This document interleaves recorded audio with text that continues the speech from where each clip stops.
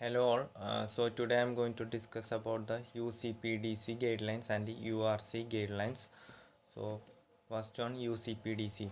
UCPDC stands for Uniform Customs and Practice for Documentary Credits, and it is a set of internationally recognized rules established by the International Chamber of Commerce (ICC) to govern the use and issuance of letter of credit in international trade, and these rules are designed to standardize the practices and procedures used in the letter of credit, thereby reducing the risk of misunderstanding and disputes among parties involved in the international trade transactions.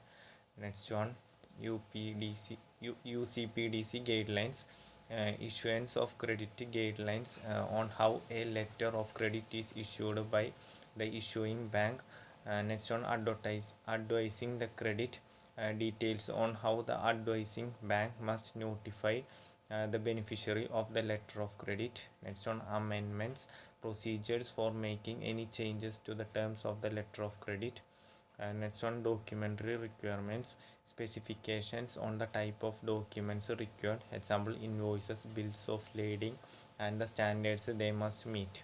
Next one, examination of documents. Standards for how banks must examine the documents presented under a letter of credit. Next one, discrepancies, which means procedures for handling discrepancies between the documents presented and the terms of the letter of credit. Next one, payment.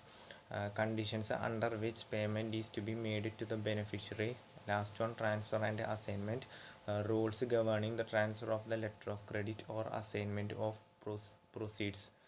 Next one, URC, and URC stands for Uniform Rules for Collections, and it is a set of internationally recognized rules created by the International Chamber of Commerce (ICC) to govern the process of collections in international trade, and these rules provide a standardized framework for handling the collection of payments for goods and services, ensuring clarity and consistency in the practices of banks and other financial institutions involved in the collections.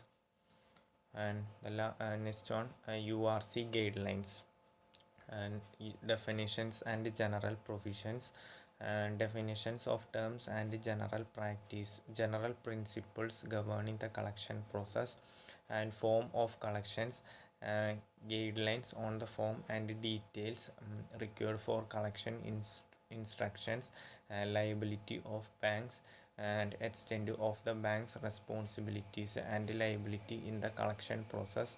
Then presentation of documents, rules for presenting documents to the buyer and handling instructions from the seller.